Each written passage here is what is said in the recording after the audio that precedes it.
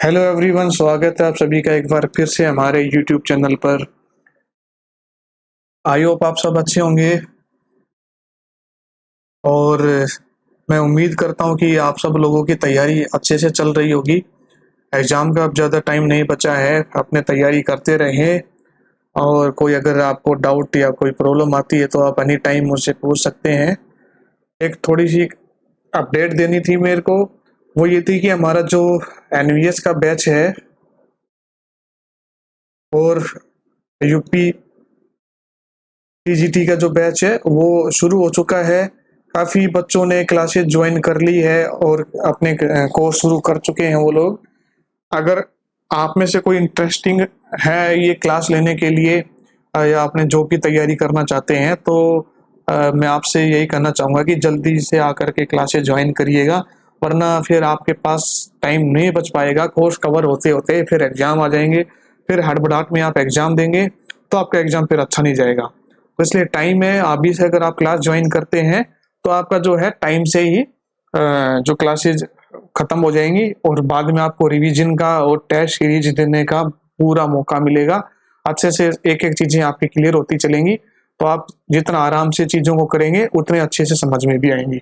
आप जल्दीबाजी करेंगे तो फिर बाद में आपका नुकसान होएगा। तो इसलिए अभी आपके पास टाइम है, आप ये ज्वाइन कर सकते हैं। आगे क्लासेस ज्वाइन करने के लिए आपको इस वीडियो के डिस्क्रिप्शन में मैं अपना टेलीग्राम लिंक प्रोवाइड करवाऊंगा। आप उसमें ज्वाइन होइएगा और उसके डिस्क्रिप्शन में मेरा व्हाट्सएप और कॉन्टैक्ट नंबर आपको मिलेगा। आप हमसे वहां से संपर्क कर सकते हैं। उसके बाद चलते हैं हम अपने सीधे पॉइंट की तरफ, हमारे क्वेश्चन को लेकर के। तो लास्ट लेक्चर में हमारा जो है 25 क्वेश्चन तक कंप्लीट हो गए थे। तो आज हम 25 के बाद अगला जो 26 क्वेश्चन हमारा यहाँ से स्टार्ट करते हैं। तो 26वां क्वेश्चन यहाँ पे दिया हुआ है कि कौन से काल में भारतीय संगीत और यूनान संगीत का आदान प्रदान हुआ था। तो ये कौन से काल में हुआ था? मौर्य काल में। ध्यान रखना है इसको, ये एक थोड़ी नई चीज आई है आप लोगों के लिए। अगर आप लोगों ने पहले से अगर ये चीज पता है तो अच्छी बात है, नहीं तो आप इसको अपने नोट्सों में ऐड कर लीजिएगा। जब हमारी 6 यूनिट हुई थी उसके अंदर प्राचीन काल के बाद जब मध्यकाल शुरू हुआ था, सॉरी हाँ, प्राचीन और मध्यकाल के बीच के टाइम में जब हमारा मौर्य काल का जब जिक्र हो रखा था नोट्सों में, उस समय पे आप उस नोट्सों में ये वाली चीज आप यहाँ से डाल सकते हो कि भारतीय संगीत और यूनान संगीत का आदान प्रदान हुआ। ठीक है, सॉरी। तो इसके बाद चलते अपने अगले क्वेश्चन की तरफ। अगला क्वेश्चन है हमारा, निम्नलिखित रागों में से किन के वाद्य समाधि क्रम से गंधार और निषाद है। अब बात करते हैं यमन राग को लेकर के। इसके वाद्य समाधि है गंधार और निषाद। उसके बाद हम बात करते हैं मारवा राग की। तो मारवा राग जो है इसका वाद्य समाधि होता है कोमल रे और धा, पंचम इसमें वर्जित होता है। अब पूर्वी राग की जब हम बात करते हैं तो पूर्वी राग का वाद्य समाधि आएगा गंधार और निषाद। और पूर्व धनाश्री की जब बात करते हैं तो इसका वाद्य समाधि रहेगा पंचम और षडज। क्लियर? तो इसमें क्वेश्चन में पूछा गया है कि निम्नलिखित रागों में से किनके वाद्य समाधि क्रम से गंधार और निषाद है। तो गंधार निषाद यमन का हो जाएगा और पूर्वी का। तो ए और सी, ए और सी किस में है? सेकंड में है। हमारा इसका आंसर क्या आ जाएगा 26वें क्वेश्चन का? सॉरी, सॉरी 27वें का क्या आएगा? सेकंड। क्लियर? अब यमन राग जो है ये हमारा, साथ में थोड़े सा और मैं चीजें बताते चलूं ताकि आपको डाउट जो है वो क्लियर होते हुए चले। इसका गायन समय हमारा है रात्रि का प्रथम पहर।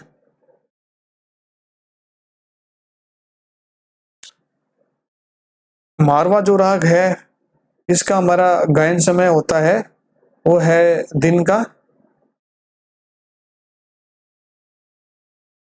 चौथा प्रहर। पूरी की बात करते हैं तो ये भी हमारा गायन समय इसका क्या है, दिन का चौथा प्रहर। और पूर्य धनाश्री की बात करते हैं तो यह राग भी दिन के चौथे प्रहर में गाया जाता है, गाया या बजाया जाता है। क्लियर। इसके बाद बढ़ते हैं अपने अगले क्वेश्चन की तरफ। अगला क्वेश्चन है हमारा 28वां, जिसमें दिया हुआ है इनको मैच करवाना है। ये हमारे ग्रंथकारों के नाम दे दिए इधर और इधर दे दिए ग्रंथों के नाम। तो कौन से ग्रंथकार ने कौन सा ग्रंथ लिखा था, सबसे पहले वही ट्रिक अपना लेते हैं। जो ये है विष्णु नारायण भातखंडे जी, इनके ग्रंथ के बारे में मैं कई बार आप लोगों को बता चुका, कौन सा है, श्री मल्ललक्ष्य संगीतम। अब इसमें देखते हैं कि डी का एक किसमें दे रखा है। ऑप्शन में जाके देखते हैं, डी का एक ना तो इसमें दे रखा, ये नहीं होगा, ना इसमें, ये भी नहीं होगा, ना इसमें, ना भी, ये बच गए। तो हमारा आंसर क्या हो जाएगा, सिंपल आ गया आंसर। दूसरा अगर आप देखेंगे, विनायक राव पटवर्धन, इन्होंने राग विज्ञान लिखी थी। क्लियर। जो कौन थे विनायक राव पटवर्धन, जो विष्णु दिगंबर पुलस्कर के शिष्य थे। कौन, विनायक राव पटवर्धन। विष्णु दिगंबर पुलस्कर के यानी वीडी जो पुलस्कर थे, उनके बेटे का नाम क्या था, डीवी पुलस्कर। तो जब इनकी डेथ हो गई थी, उसके बाद में जो इनके पुत्र जो थे डीवी पुलस्कर, इनको शिक्षा किसने दी थी, विनायक राव पटवर्धन ने। ये हम 9th यूनिट में कर चुके हैं। उसके बाद क्या था, हम 9th यूनिट में भी और 10th यूनिट में भी ये चीजें कर चुके हैं। तो उन्होंने विनायक राव पटवर्धन के बारे में हमने देखा, तो इन्होंने कौन सी ग्रंथ लिखा था, राग विज्ञान। इस राग विज्ञान के बारे में भी विनायक राव पटवर्धन की 9th यूनिट में हमारा इसके लेकर के चर्चा हुई थी। विष्णु दिगंबर पुलस्कर की जब हम बात करते हैं तो उन्होंने कौन सा ग्रंथ लिखा था, संगीत बालबोध। और ओमकानाथ ठाकुर ने संगीतांजलि। क्लियर। तो ए का हमारा 3 है, हाँ ए का 3 हो गया, ओमकानाथ ठाकुर का संगीतांजलि। बी का हमारा हो जाएगा 4, बी का 4 विनायक राव पटवर्धन का राग विज्ञान, हाँ ये हो गया। और सी का 2 विष्णु दिगंबर पुलस्कर का है संगीत बालबोध। और लास्ट में डी का 1 हमने कर लिया मल्ललक्ष्य संगीतम। तो आप इनको इस तरह से भी कर सकते हैं। तो अगर आपको ये, तो खैर ऑप्शन जो है हमारे संगीत में बड़े इजी और अच्छे स्वभाव के ऑप्शन डाल देते हैं बेचारे, लेकिन अगर ये यूपीएससी या एसएससी के जो पेपर होते तो उसमें तो ऑप्शन बाप रे बाप ऐसा बना करके डालते कि आप खुद ही कंफ्यूज हो जाते कि उनको पता है कि विष्णु दिगंबर नहीं है, विष्णु नारायण भातखंडे का कौन सा मल्ललक्ष्य संगीतम है, और ये चीज सबको पता होगी, कन्फर्म बात है। तो इसलिए क्या करते कि सारे जो ऑप्शन है डी के, उसमें एक एक रख देते ये लोग, आ जाओ आप कर लो, तुम क्या करोगे, है ना। अब यहाँ पे आ गया मामला खराब कि डी के तक तो हमने पढ़ा था, लेकिन ए और बी और सी के जो हैं इनके बारे में हमने तो नहीं पढ़ा हुआ था, तो आप कंफ्यूजन हो गए। तो इसमें नेट जेआरएफ में थोड़ा सिंपल लेवल ही रखते हैं बेचारे, वो ऑप्शन ऐसे डालते हैं ताकि बच्चा इजीली इन क्वेश्चनों को अटेम्प्ट कर पाए। अब इनको अटेम्प्ट करने के 2 तरीके मैंने बता चुका। अगर आपको सारी चीजें आती है, पता है, तो आप मैच करवा के फिर आप आंसर निकाल सकते हैं। या दूसरा है कि विष्णु नारायण भातखंडे का, भाई मेरे को एक के बारे में पता था, उसका मैच करवाया और वो ऑप्शन में जा करके चेक कर लिया कि इस वाला जो है ग्रंथकार का ये ग्रंथ यहाँ पे है, तो कितने नंबर पे मैच हो रहा है, तो मैच करके आप आंसर निकाल सकते हैं। क्लियर। तो उसके बाद चलते हैं अपने अगले क्वेश्चन की तरफ। अगला क्वेश्चन है हमारा 29, निम्नलिखित में से किन्होंने 7 शुद्ध और 7 कोमल स्वर दिए। अब देखो यहाँ पे अगर आपने आंख कान नाक सब खोल के रखा है, दिमाग, है ना, आंख कान नाक दिमाग सब खोल के रखना जब आप क्वेश्चन पढ़ेंगे एग्जाम के अंदर। तो कुछ लोग क्या करते हैं, इसको फ्लो फ्लो में क्या पढ़ के चले जाएंगे, निम्नलिखित में से किन्होंने 7 शुद्ध और 7 विकृत स्वर बताइए। अगर ये पढ़ लिया तो इसका मतलब आपका दामोदर कन्फर्म है आपका आंसर, ठीक है, और जो कि सरासर गलत रहेगा।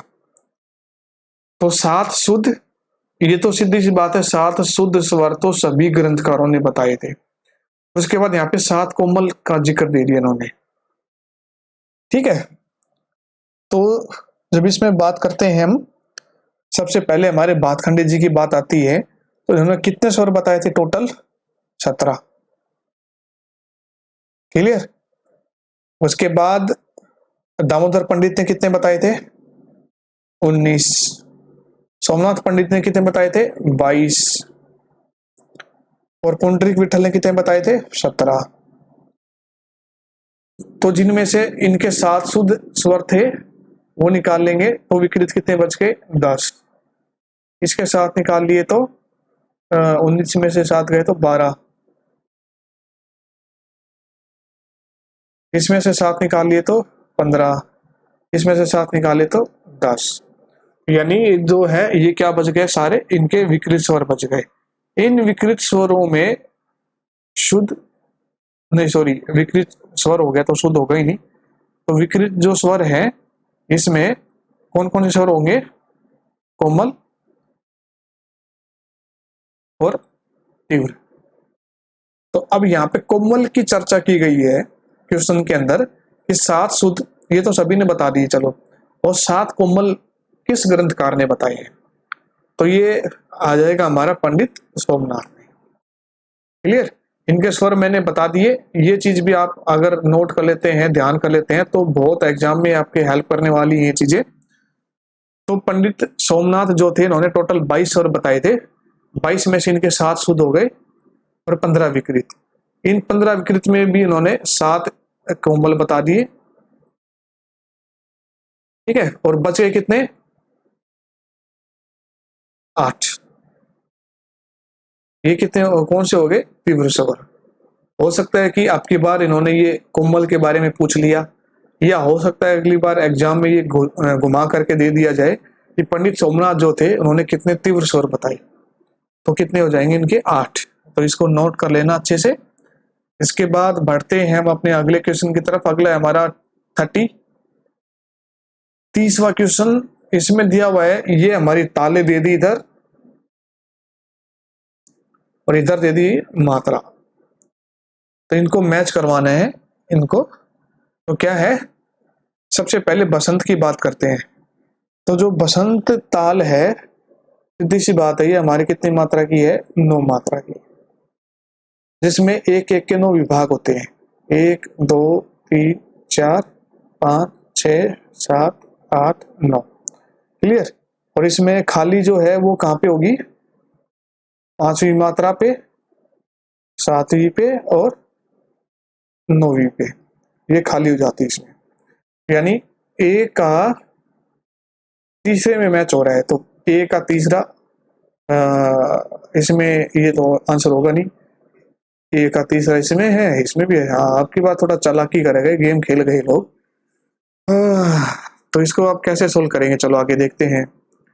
उसके बाद जब हम शिखर ताल की बात करते हैं, तो ये शिखर हमारी आती है 6 6 12 13 14 15 16 17। हाँ, 17 मात्रा की ताल हो जाएगी हमारी शिखर। ये लो जी, ये शिखर हमारी 17 मात्रा की ताल हुई। तो इसके विभाग जो हैं बुक में 2 तरह के दिए हुए हैं।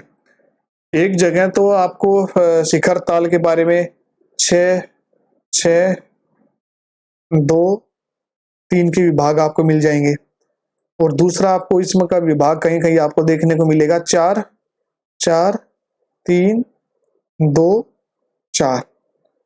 क्लियर। तो इसके थोड़ा मत है इस चीज को लेकर के, पर इसकी मात्राएं 17 होती है, ये फिक्स है शिखर ताल की। तो अब बी का 4 किस में होगा? बी का 4, ये तो ऑप्शन हमारा हट ही गए थे, इसको क्यों टाइम खराब करे देख करके। 3 ऑप्शन हमारे पास बचे थे। बी का 4 इसमें सेकंड है, ये भी नहीं होगा। अब बी का 4 इसमें भी है और इसमें भी, फिर गेम खेल गए लोग। चलो 2 ऑप्शन तो हमारे कम हुए, उसके बाद ये 2 बच गए। अब इनमें से कोई एक होगा। अब उसके बाद हम बात करते हैं फरोदस्त ताल की।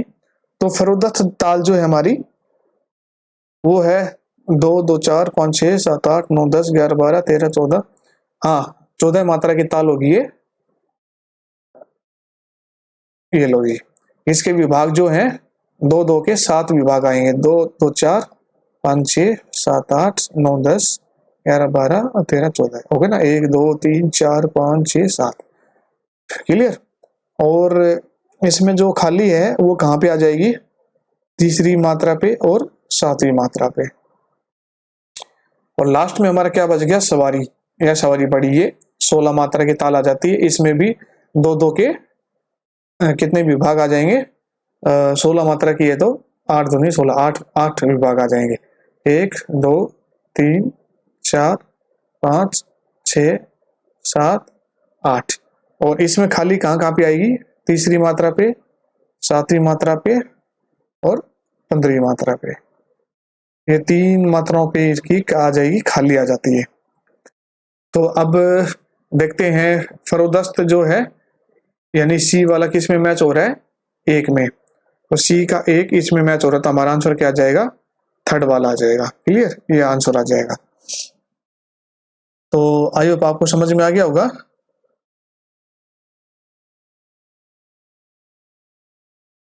उसके बाद चलते हैं अपने अगले क्वेश्चन की तरफ। अगला है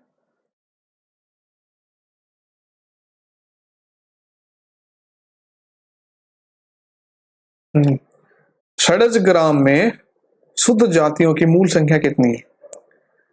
हमने जातियां पढ़ी थी, टोटल कितनी थी, 18। इसमें से शुद्ध जाति कितनी थी, 7। विकृत कितनी हो गई, 11। और 11 और 7 कितने होते हैं टोटल, 18। उसके बाद क्या था, षडज ग्राम की, षडज ग्राम में क्या था, जातियां कितनी थी टोटल, 7। 7 तो कौन कौन सी थी, जिसमें से 4 तो थी शुद्ध वाली और प्लस में 3 थी विकृत वाली। ठीक है, तो 4 और 3 कितनी होगी, 7। ऐसे ही षडज ग्राम के बाद मध्यम ग्राम में क्या था, टोटल कितनी थी, 11। अब 11 में से 4 तो इधर आ गई शुद्ध वाली, बच गई कितनी, 7 में से ये जो 7 थी इसमें 4 इधर आ गई, तो बच गई कितनी, 3। ठीक है, क्योंकि 4 और 3 मिलकर के कितनी होती है, 7। तो 3 बच गई शुद्ध वाली, तो 3 इधर आ जाएगी, प्लस में विकृत की 3 इधर आ गई थी, तो बच गई कितनी, 8। 8 इधर आ जाएगी। क्लियर, तो ये 8 और 3 कितने होगी, टोटल 11। तो षडज ग्राम में कितनी जातियां होंगी, टोटल 7। ये 7 जातियां जो षडज ग्राम की है, इसमें शुद्ध ग्राम के नाम है, शुद्ध जाति कितनी हो जाएंगी, 4 और विकृत कितनी हो जाएगी, 3। तो अब क्वेश्चन के ऊपर चलते हैं। षडज ग्राम में शुद्ध जातियों की मूल संख्या, तो षडज ग्राम है, इसमें कुल जाति कितनी, 7। शुद्ध जाति कितनी होगी, इसमें 4, विकृत कितनी होगी, 3। तो ये 4 वाला क्वेश्चन उन्होंने पूछ लिया, तो 4 किस में है, सेकेंड ऑप्शन के अंदर। क्लियर, तो ये 31वां क्वेश्चन का क्या आ जाएगा, 4 सेकेंड। तो आई होप आपको समझ में आया होगा। उसके बाद चलते हैं अपने अगले क्वेश्चन की तरफ। अगला हमारा 32, प्रबंध में तेनक अंग में या तेनक अंग से क्या अभिप्राय है। अब प्रबंध हमने पढ़ा था, अभी पिछले क्वेश्चनों में भी हमने शायद पिछली वीडियो में या इसी वीडियो में हमने डिस्कशन किया था प्रबंध के बारे में भी। प्रबंध के शायद पिछली क्लास थी हमारी, उसमें हमने देखा था कि प्रबंध के अंग, जाति, ठीक है, और क्या था, प्रबंध की अंग हो गए थे, जाति हो गई थी और धातु हो गई थी। तो जाति का क्वेश्चन आया था शायद लास्ट टाइम हमने देखा था। तो जाति कितनी पूछी थी उन्होंने, कितनी बताई थी, 5। कौन कौन सी, वेदनी, आनंदनी, दीपनी, भावनी, तारावली। ऐसे उनकी धातु कितनी थी, 4। कौन कौन सी, उद्ग्रह, मेलापक, ध्रुव और आभोग। ऐसे जब हम बात करते हैं उसके लास्ट में बचता है अंग, तो अंग कितने थे उसके, 6। कौन कौन से, स्वर, विरुद्ध, तेनक, पद, पाठ और ताल। 1 2 3 4 5 6। अब यहाँ पे तेनक वाली चीज को निकाल करके क्वेश्चन में डाल दी। प्रबंध में तेनक अंग से क्या अभिप्राय है। इनकी डेफिनेशन मैंने आप लोगों को करवाई थी 7th यूनिट के अंदर। इसमें स्वर की डेफिनेशन मैंने क्या करवाई थी, जो स्वर होते हैं हमारे सारे गा मापा, वही है, ये डेफिनेशन हो गई। विरुद्ध की क्या करवाई थी मैंने, यानी जो भी हमारा प्रबंध के अंदर गीत प्रयोग किए जाते थे, उन गीतों में जो भी नाटक होते थे, जो नाटक में आए हुए जो पात्र होते थे, उनके संबंध में क्या होता था कि इस पाठ में उसकी जानकारी दी जाती थी, वो क्या कहलाता था, विरुद्ध। अब तेनक की बात करते हैं तो तेनक क्या था, यह मंगल ध्वनि अथवा मंगल सूचक शब्द क्या कहलाते थे, तेनक कहलाते थे। इसके बारे में हमने चर्चा की थी। तो मंगल ध्वनि या मंगल सूचक शब्द, तो वो अब ऑप्शन में देखते हैं किस में हो सकता है। गीत में कोई भी शब्द नहीं, मैच नहीं हो रहा। अगला अवनद वाद्यों से संबंधित वर्ण, ये भी मैच नहीं हो रहा। राजा की प्रशंसा में कहे गए शब्द, थोड़ा थोड़ा मैच हो रहा है। अगला ईश्वर की वंदना से संबंधित शब्द, हाँ ये है हमारा आंसर। ठीक है, तो ये भी थोड़ा है, लेकिन जितना ज्यादा इफेक्टिव नहीं जितना ये 4th ऑप्शन हमारा इससे मैच हो रहा है। तो तेनक का डेफिनेशन मैंने क्या बताई थी, यानी मंगल ध्वनि अथवा मंगल सूचक शब्दों को क्या कहते हैं, तेनक कहते हैं। अब मंगल सूचक शब्द या मंगल ध्वनि शब्द किस में आते हैं, ईश्वर की वंदना जो करते हैं, है ना, या उससे संबंधित शब्द जो होते हैं वंदना में तो प्रयोग करते हैं जो शब्द, तो वो क्या होते हैं, मंगल सूचक शब्द कहलाते हैं। इसलिए हमारा आंसर क्या हो जाएगा, 4th हो जाएगा। उसके बाद चलते हैं हम अपने अगले क्वेश्चन की तरफ। अगला है हमारा 32 के बाद 33।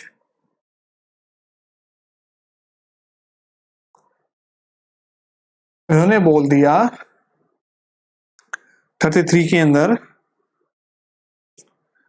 निम्नलिखित में से कौन सी मध्यम ग्राम की मूर्छनाएं हैं। अब मध्यम ग्राम की मूर्छनाएं, आप लोगों ने अगर मूर्छनाएं पढ़ी हैं तो मध्यम ग्राम की मूर्छना भी पढ़ी होगी डेफिनेटली। ठीक है, तो मध्यम ग्राम की मूर्छनाएं हमारी कौन सी हो जाएगी,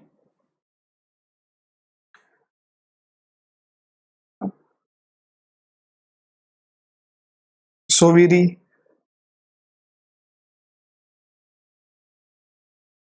परिणाश्व, कलोपनता,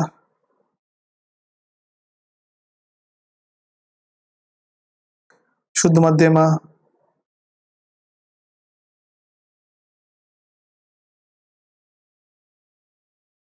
उसके बाद मार्गी,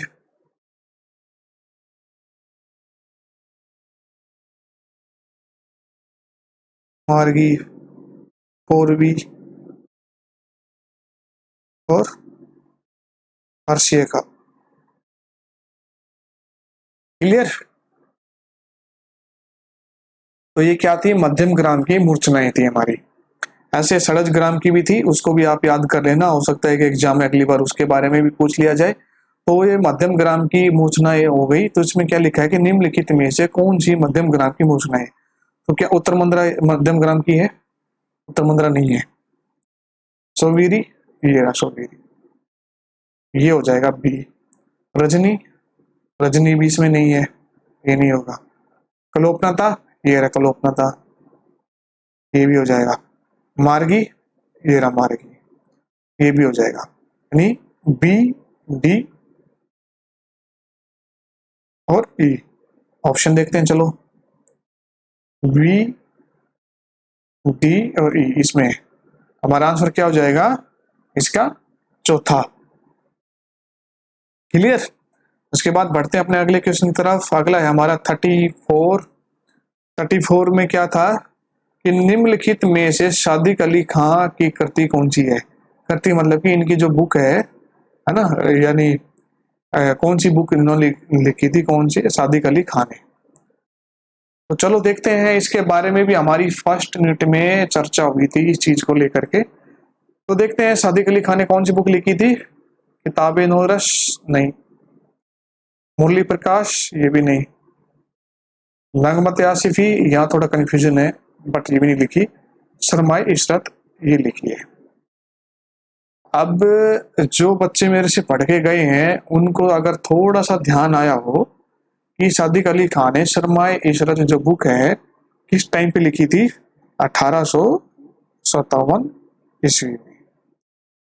और इस बुक की खास बात क्या थी कि इस बुक की खास बात ये थी, इसमें सर्वप्रथम ठेके शब्द का प्रयोग प्राप्त होता है, प्रयोग मिलता है। जैसे राग शब्द का किसमें मिलता है? ब्रहदेशी में, ठीक है। मतंग का ब्रहदेशी है ना, उसमें मिलता है राग के बारे में। सबसे पहले राग शब्द की जो वर्णन या चर्चा है वो हमें कौन से ग्रंथ में मिलता है? ब्रहदेशी। तो ऐसे ही ठेके शब्द का जो वर्णन है वो किस में मिलता है? सबसे पहले सादिक अली खां का ग्रंथ सरमाए इशरत में। क्लियर? तो थोड़ा सा अगर आप दिमाग लगाते हुए इन चीज़ों को करते तो ज़्यादा दिक्कत नहीं आएगी। मेरे ख्याल से आप इन चीज़ों को कर सकते हैं, ज़्यादा प्रॉब्लम वाली बात नहीं है। थोड़ा सा अगर आप इन पे दिमाग लगाओगे तो ये चीज़ आ जाएगी। बस ये जो भी है आपके रिवीजन के ऊपर डिपेंड करता है कि आपने कितना इन चीज़ों को घोट करके पिया हुआ है ना। जितना आपने रिवीजन किया होगा उतना दिमाग में चीज़ें बैठेंगी और उतना ईजी आप इन क्वेश्चन को अटेम्प्ट कर पाएंगे। ठीक है, जैसे ब्रहदेशी में मैंने बताया राग शब्द का सबसे पहले इस शब्द के बारे में सबसे पहले ब्रहदेशी में मिलता है। ऐसे ही ठेके शब्द के बारे में सबसे इसका प्रयोग सर्वप्रथम किस ग्रंथ में मिलता है या किस बुक में मिलता है? सरमाए इशरत में। पहले भी इसके बारे में चर्चा हो चुकी थी, क्लास के बारे में भी मैंने बताया था इसके बारे में, ठीक है, सरमाए इशरत को लेकर के। और कुछ क्वेश्चन वगैरह भी शायद एक आध बार बीच में आया हो क्विज वगैरह में, तब भी मैंने चीज आप लोगों को बताई थी। तो आप इसको ध्यान रखना। तो अगर आप गलती करेंगे सब जाने के बाद भी तो फिर गलत बात हो जाएगी, है ना। तो फिर मतलब कि आप में और जानवरों में कोई फर्क नहीं रह जाएगा। तो मैं समझा रहा हूँ, इसको आप अच्छे से देखें करें। और फिर भी अगर नहीं कुछ चीज आती है तो आप जरूर कमेंट करके बताना। और हाँ, ऐसा नहीं है कि मैं जो बताते हुए चल रहा हूँ कि मैं एकदम 30 मार्क खाऊं या मेरे को सब कुछ पता है ना। मैं भी आप लोगों की तरह ही एक कॉमन वो हूँ। वो एक भले अलग बात है, जेआरएफ मैंने निकाला है, ऑल इंडिया फर्स्ट रैंक था, ठीक है। तो डीयू से मेरी मास्टर डिग्री हुई थी, यहाँ से भी मैं टॉप हूँ, गोल्ड मेडलिस्ट। चलो वो एक अलग बात है, लेकिन ऐसा नहीं है कि मैं कुछ जो चीजें हैं सब कुछ सही बताते हुए चल रहा हूँ। हो सकता है मेरे से भी गलतियां हो जाए। तो अगर आप लोगों को अगर ऐसा कुछ लगता है कि मेरे से कुछ गलती हुई है तो आप लोग जो है कमेंट करके जरूर बताइएगा कि चीज सर आपसे गलत हो गया है। तो जरूर मैं उस चीज को देख करके मैं देखूंगा। तो सभी चीज हो सकता है कि जरूरी नहीं कि सभी मैं सब कुछ चीज ठीक करते हुए चलूं। तो कुछ कुछ मिस्टेक हो भी सकती है मेरे से, तो आप लोग भी थोड़ा नजर लगाए रखना। उसके बाद चलते हैं अपने अगले क्वेश्चन की तरफ। अगला हमारा 35, निम्नलिखित ग्रंथों को उनके कालक्रम के अनुसार व्यवस्थित करें। तो उनके कालक्रम के अनुसार व्यवस्थित करेंगे। तो चलो देखते हैं। ये हमारा क्वेश्चन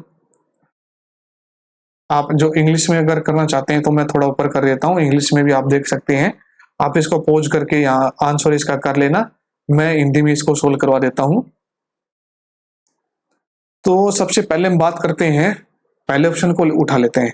तो गीत गोविंद, तो गीत गोविंद जो है किसने लिखा था?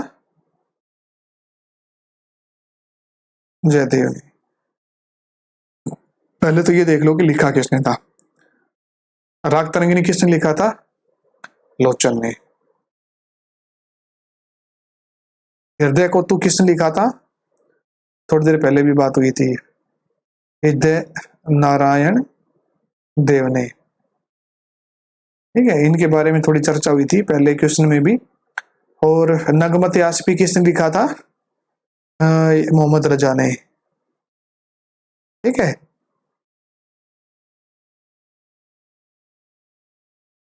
लेकिन ये किस किस टाइम पे लिखे गए? जयदेव ने लिखा था आई थिंक 12वीं शताब्दी में। लोचन ने लिखा था अपना ग्रंथ 15वीं शताब्दी में। हृदय नारायण देव ने लिखा था, ये सीधी सी बात है, 17वीं शताब्दी में। आप लोगों ने पढ़ा होगा तो।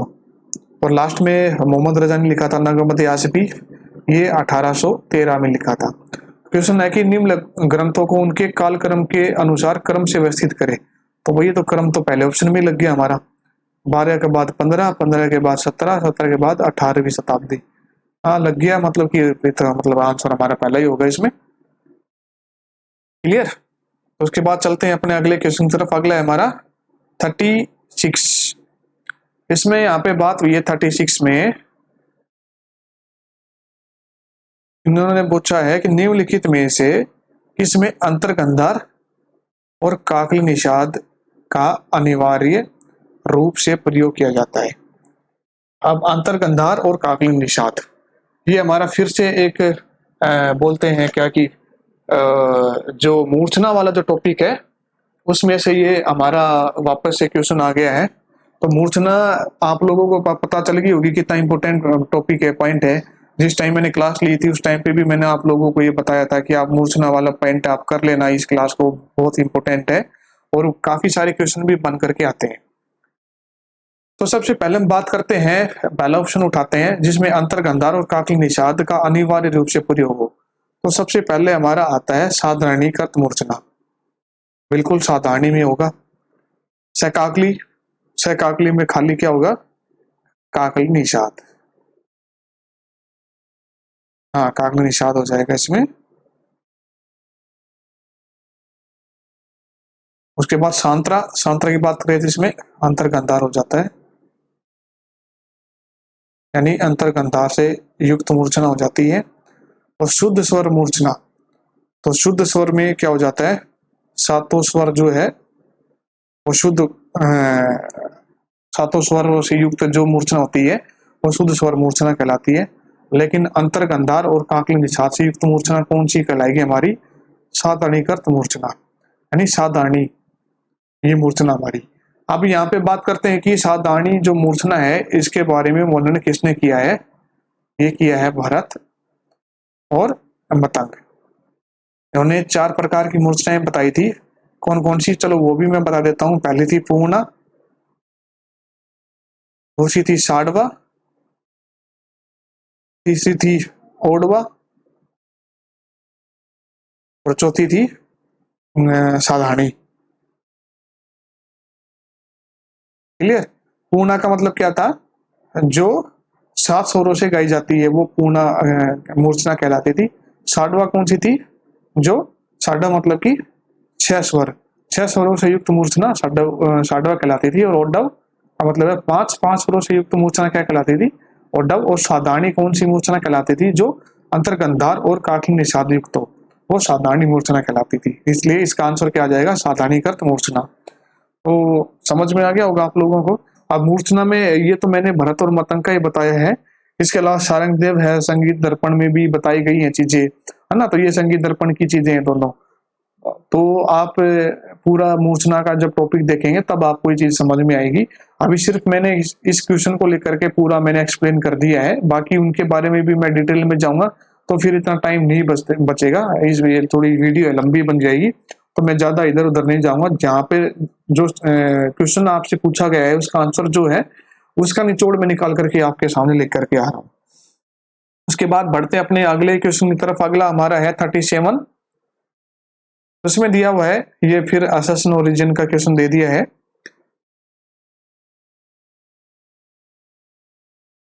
इसमें पहली बात ये पूछी गई है कि यजुर्वेद ने वैदिक स्वरों की संज्ञा जो है उदात, अनुदात और स्वरित बताइए। हाँ बिल्कुल सही बात है।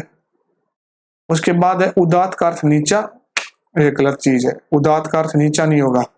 उदात का अर्थ क्या हो जाएगा, ऊंचा। और अनुदात का अर्थ क्या हो जाएगा, नीचा। ठीक है, तो ये बात इन्होंने गलत लिख दी है। उदात का अर्थ नीचा, ये भी बात गलत है। और अनुदात का अर्थ उच्चा, ये भी गलत बात है। ठीक है, यानी उदात का यहाँ क्या मतलब हो जाएगा, एक्चुअली में अगर बात की जाए तो उदात का मतलब होता है उच्चा। और अनुदात कौन सा स्वर होता है, नीचा स्वर। क्लियर। इन्होंने यहाँ पे उल्टा लिख दिया, मतलब कि ये तो सही है लेकिन ये सही नहीं होगा। तो ये कौन से ऑप्शन में आ जाएगा हमारा,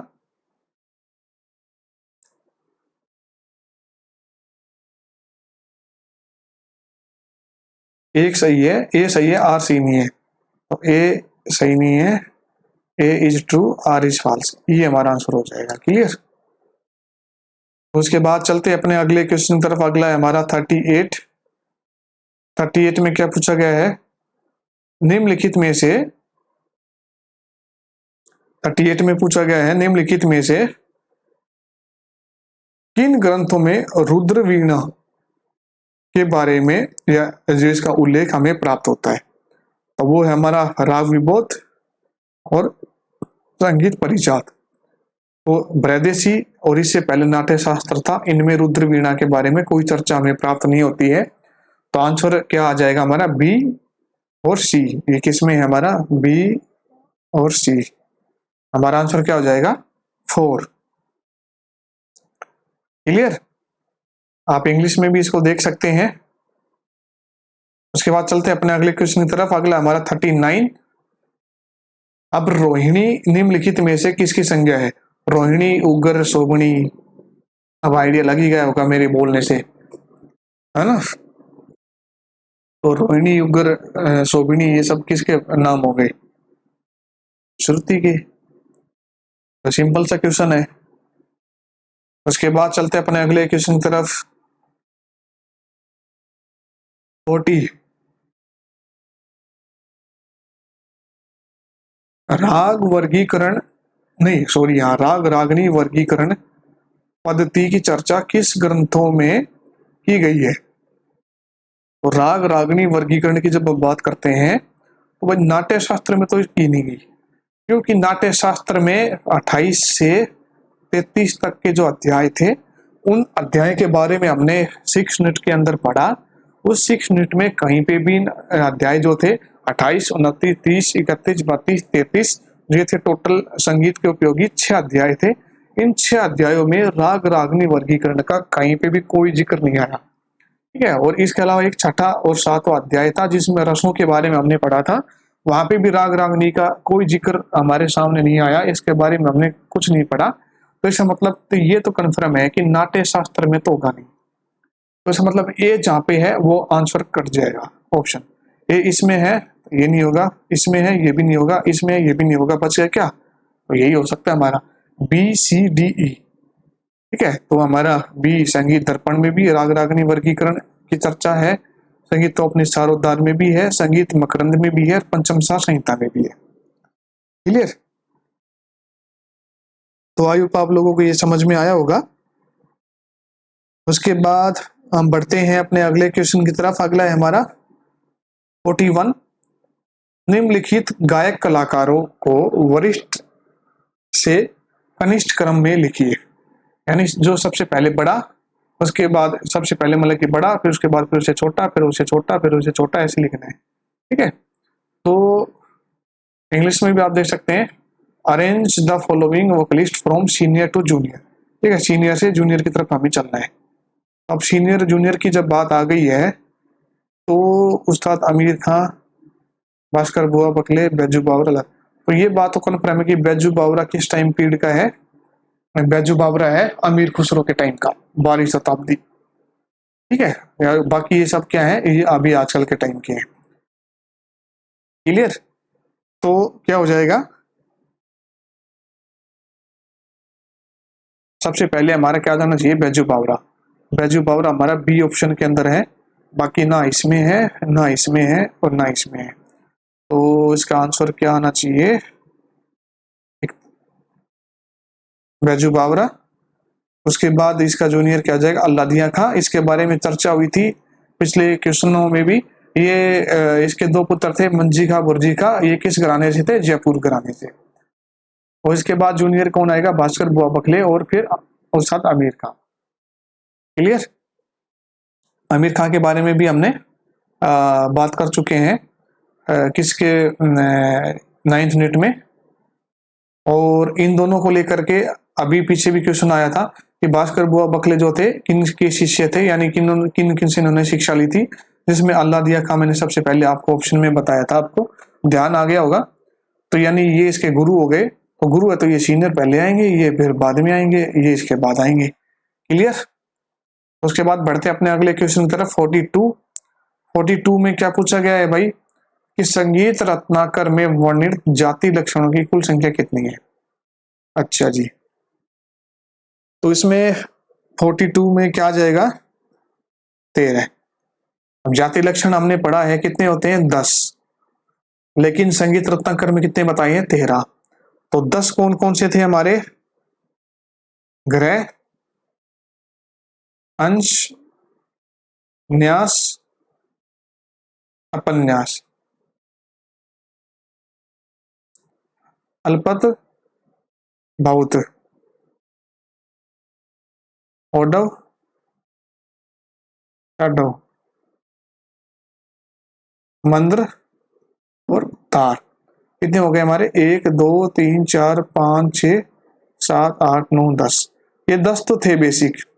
इसके अलावा संगीत रत्नाकर यानी सारंग देव जी ने क्या किया है कि जाति लक्षण की जो कुल संख्या है वो कितनी बताई है? 13। क्लियर? यानी 10 तो ये बताए बताए थे, इनके अलावा 3 और उन्होंने नए बताए थे। 3 कौन कौन से थे वो मैं आप लोगों को बता देना चाहता हूं। पहला था इनका संन्यास, दूसरा था विन्यास और तीसरा था कौन सा? अंतर्मार्ग।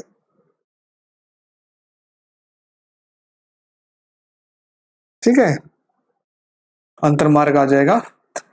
तो ये हमने जाति वाला जो टॉपिक किया था उसके अंतर यानी वर्गीकरण में ये चीज हमने पढ़ ली थी, तो आप इसको देख लेना। ठीक है, बढ़ते अपने अगले क्वेश्चन की तरफ। अगला हमारा 43। अब इसमें पूछा है कि मध्यम ग्राम में ध्यावत स्वर की कितनी श्रुतियां हैं? अभी हमारा षड्ज ग्राम था, ये मध्यम ग्राम था। इसमें श्रुतियां थी 4 3 2 4 4 3 2। मध्यम ग्राम में श्रुतियां थी हमारी 4 3 2 4 3 4 2। तो अब मध्यम की जब इन्होंने बात की है कि मध्यम ग्राम में ध्यावत की, सा रे गा मा पा और धा। ठीक है, तो धा की कितनी आ जाएगी? 4। तो आंसर हमारा क्या आ गया? 4। तो 43 का क्या आ जाएगा? 4। 44। इसमें इन्होंने क्या किया है कि ये ग्रंथ लिख दी इधर और ये ग्रंथकार। अब इनको मैच करवाना है। तो सबसे पहले हम देखते हैं राग मंजरी। इस मंजरी शब्द से पहचान लेते हैं कि ये किसका होगा? भातखंडे जी का ही। आई थिंक भातखंडे जी का ही है। नहीं, सॉरी सॉरी, राग मंजरी और अभिनव राग मंजरी ये दोनों अलग अलग है, तो यह थोड़ा सा कंफ्यूजन हो रहा है। तो एक बार इसको वापस देख लेते हैं। तो ये थोड़ा अलग अलग पेज में चला गया इसलिए थोड़ा कंफ्यूज हो गया, मैंने ऊपर वाले पे ध्यान नहीं दिया। तो ये हमारा क्या पूछ रहा है?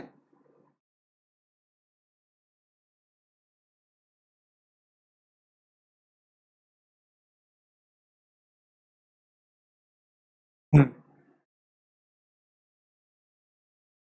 तो अभिनव राग मंजरी जो है ये किसकी है? भातखंडे जी की। ठीक है, इसकी है, भातखंडे ने लिखी थी ये बुक। उसके बाद यानी हम इतना देख लेते हैं कि ए का जो है 3 आना चाहिए। ए का 3 इसमें नहीं है, इसमें भी नहीं है और इसमें भी नहीं है, ये हमारा आंसर हो जाएगा। और रस कौमुदी किसने लिखी थी? श्रीकंठ ने। क्लियर? और राग मंजरी किसने लिखी थी? शायद पुंडरीक विठल का आ जाएगा। हाँ, पुंडरीक विठल। और राग तत्वबोध श्रीनिवास। क्लियर?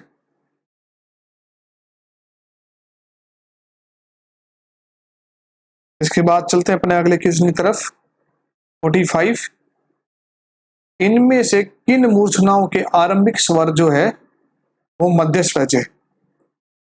अब मूर्छनाएं जब अगर आप लोगों ने की है तो आप इसको इजीली कर सकते हैं। तो मूर्छना जो है एक सोवीरी और शुद्ध मध्यमा। सोवीरी कौन सा स्वर होता है? मा। और शुद्ध मध्य कौन सा होगा? सा। तो अब इन्होंने क्वेश्चन में पूछ लिया गया है इनमें से किस मूर्छना के आरंभिक स्वर जो है मध्य सा यानी षडज होगा। ठीक है, आरंभिक स्वर मध्य षडज। अब सोवीरी जो है ये दोनों है किसके? मध्यम ग्राम की बात यहाँ पे हो गई। मतलब ये दोनों नाम की कौन से उसमें ग्राम में दिए हुए हैं? मध्यम ग्राम में। उसके बाद सेकंड ऑप्शन की बात करते हैं उत्तरायता। उत्तरायता जो है कौन से स्वर कहलाएगा? दैवत। अगर आप लोगों ने मूर्छना देखी है तो आप इजीली कर पाएंगे। जो षडग्राम की 7 मूर्छनाएं दे रखी थी, ठीक है, 7 मूर्छनाओं के नाम, और ऐसे ही मध्यम ग्राम की भी 7 थी और गंधार ग्राम की भी 7 थी, ठीक है। तो टोटल कितनी हो गई थी? 21।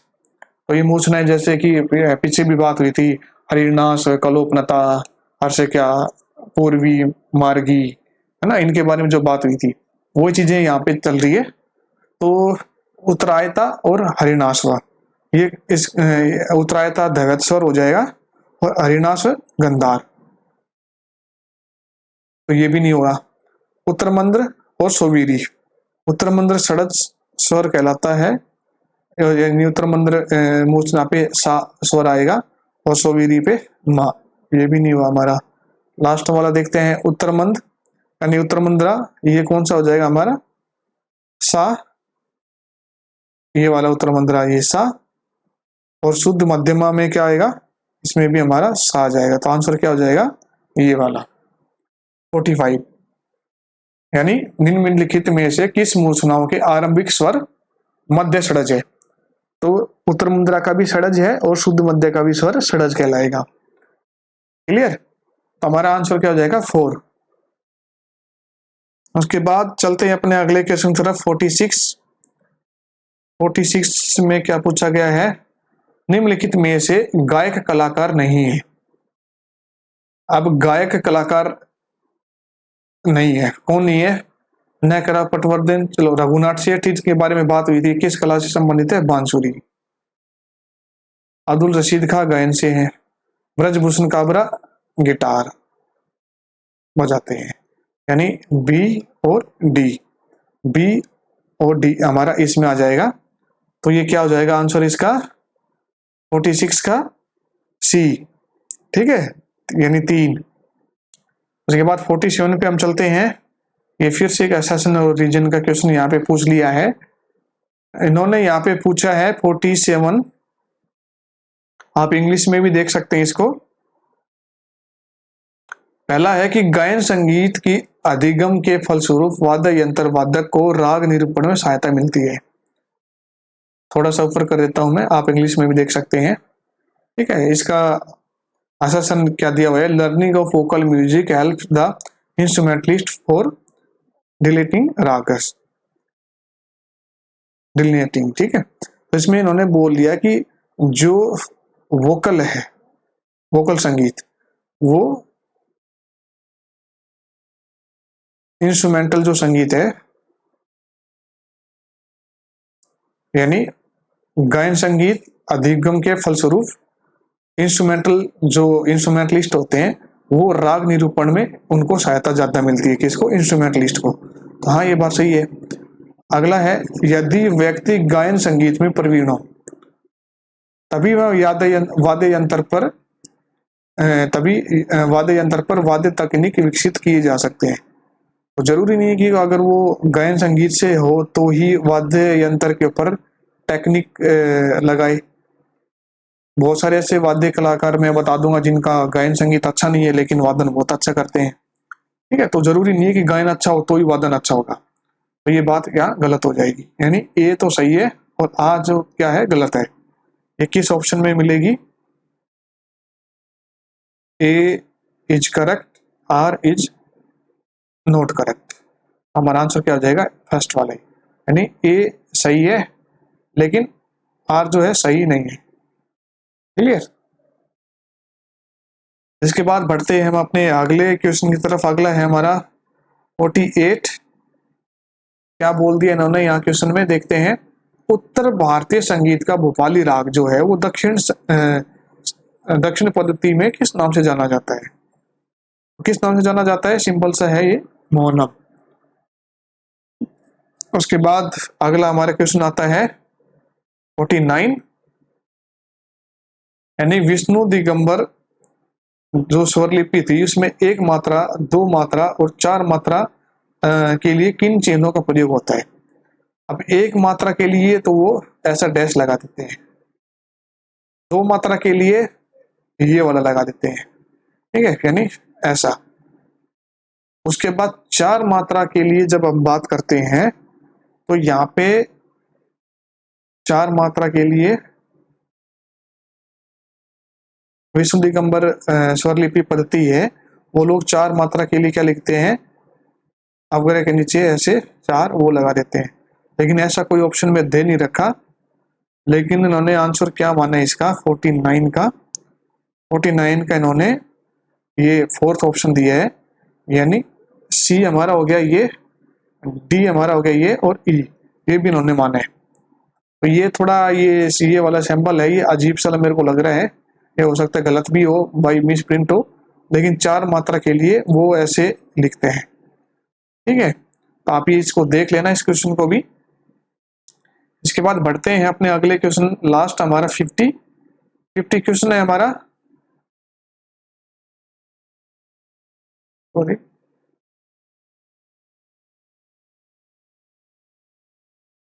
वर्ड जो है किस रूप में निरूपित किया जाता है। अब थोड़ा सा कंफ्यूज करने के लिए ऑप्शन डाल दिए हैं, और ये ऑप्शन यहाँ अलग है, इसको छोड़ो, ये भी छोड़ो, रिपीट कर रखे हैं ऑप्शन को। तो हमारे सामने हो गया 2/3। हमने लय कार्य देखी थी आड़, क्वाड और बियाड। ठीक है, आड़ क्या थी हमारी 3/2, क्वाड 5/4 और बियाड 7/4। तो यहाँ पे क्वाड की बात की है इन्होंने, तो इसका क्या आएगा 5/4 किसमें, फोर्थ ऑप्शन में। तो लय कार्यों की डिटेल मैंने आपको अच्छे से करवाई थी, 2 लेक्चर मैंने लिए थे इसको लेकर के, जिसमें आपका पूरा डिटेल में आपका हर एक चीज मैंने यहाँ कवर करवाई थी। जिन लोगों ने अगर क्लास नहीं देखी है, जो बच्चे रह चुके हैं, वो भी आप जा करके लय कार्यों वाली क्लास देख सकते हैं, बहुत अच्छे तरीके से वहां पे समझाया हुआ है लय कार्यों के बारे में। एक बार अगर आप लोगों ने क्लास देख ली तो ये लय कार्य कभी आप जिंदगी में कभी नहीं भूलेंगे। थोड़ा ढंग से उस पर गौर फरमाया हुआ है, ताकि उसमें अलग अलग तरीके से मैंने कोशिश करी समझाने की। तो आई होप आप लोगों को ये चीजें समझ में आ गई होंगी, और अगर कोई डाउट लगता है तो आप जरूर कमेंट करके बताइएगा। तो चलिए, आज की क्लास थोड़ी लंबी हो जाएगी, इसलिए मैं यहीं फिनिश करता हूँ, क्योंकि आगे चल के 25 क्वेश्चन और बच गए, तो एक इसका पार्ट और आ जाएगा। मैं चाह रहा हूँ कि अच्छे से समझते हुए चले, खोल खोल करके हर एक चीज को, वरना मैं सीधा टिक लगाते हुए निकल लेता कि इसका आंसर ये है, इसका ये है, इसका ये है। अब आप लोगों की मर्जी कैसे करें। अब मैं वो मर्जी आप लोगों के ऊपर नहीं छोड़ रहा, क्योंकि मैं आप लोगों के साथ में, आप लोगों से पहले मेहनत मैं कर रहा हूँ। मेहनत करने का मतलब यहाँ पे हर एक चीज को खोल खोल करके बता रहा हूँ, समझा रहा हूँ कि ये क्यों आया, कैसे आया, कहाँ से आया, क्या रीजन है। क्लियर। तो चलिए, अगर आप लोगों को अच्छा लगा है मेरी क्लास, तो आप लोग एक लाइक का बटन दबा दीजिएगा, और कमेंट करके जरूर आप फीडबैक दीजिए, ताकि मेरे को थोड़ा मोटिवेशन मिले आप लोगों के कमेंट को देख करके कि हाँ मैं अच्छा कर रहा हूँ, ताकि मैं इसके बाद और अच्छा करने की कोशिश करूँ और आपके लिए अच्छी अच्छी वीडियोज लेकर आता रहूँ। चलिए, आज की क्लास यहीं समाप्त करते हैं।